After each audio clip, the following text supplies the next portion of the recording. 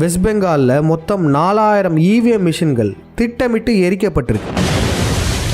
West Bengal தேர்தல் முடிஞ்சதுக்கப்புறமே மக்கள் பலருமே போராட ஆரம்பிச்சிட்டாங்க. காரணம் என்னென்னா, மக்களுக்கு இவிஎம் மேலே அதிகப்படியான சந்தேகம் எழுந்தது. இந்த பதற்றமான சூழ்நிலையில் இப்போ பார்த்தீங்கன்னா 4000 இவிஎம் மிஷின்களுக்கு மேலே எரிஞ்சு போயிடுச்சுன்னு சொல்கிறாங்க. கேட்டால் இன்வெஸ்டிகேட் பண்ண போகிறோம், ஷார்ட் சர்க்கியூட்டாக இருக்கும் அப்படின்றாங்க. இங்கே அக்கௌண்டபிலிட்டி எங்கே போச்சு? ஒரு நாட்டின் ஜனநாயகத்தையே முடிவு பண்ணக்கூடிய இந்த இவிஎம் மிஷின்ஸை ஒழுங்காக பாதுகாத்து கூட வைக்க முடியலன்னா மக்கள் எப்படி அதை நம்புவாங்க?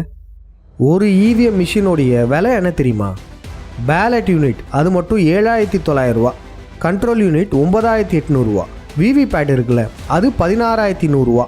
மொத்தமாக பார்த்தீங்கன்னா ஒரு இவிஎம் மிஷினுடைய விலை 34000 ரூபா. ஆனால் இங்கே எரிஞ்சதோ 4000 இவிஎம் மிஷின்கள். கிட்டத்தட்ட 13 கோடி மதிப்பிலான இவிஎம் மிஷின்கள் எரிஞ்சு சாம்பலாயிருக்கு. இவ்வளோ முக்கியமான செய்தியை எல்லா செய்தி சேனல்களும் சுலபமாக பேசி கடந்து போயிடுறாங்க. தமிழ்நாட்டில் இவிஎம் ஒழிப்பு மற்றும் சரியான தேர்தலை நடத்துவதற்காக ஓட் ரிஃபார்ம் மூமெண்ட் உருவாக்கியுள்ளோம். Voice of transparent elections.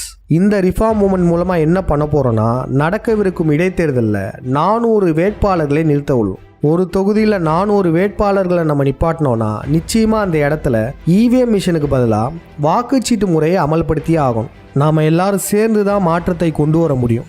Vote reform மூமெண்ட்டில் இணைய விரும்புவோர் இந்த எண்ணுக்கு வாட்ஸ்அப் மெசேஜ் பண்ணுங்கள். முடிஞ்ச அளவு இந்த வீடியோவை அனைவருக்கும் பகிருங்கள். நன்றி, வணக்கம்.